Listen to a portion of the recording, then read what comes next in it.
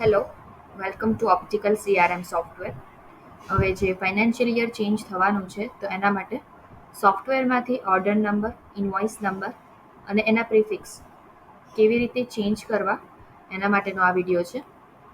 સૌથી પહેલાં સેટિંગ્સમાં જવાનું, બ્રાન્ચ સેટિંગ, અહીંયા બ્રાન્ચ સિલેક્ટ કરી લેવાની.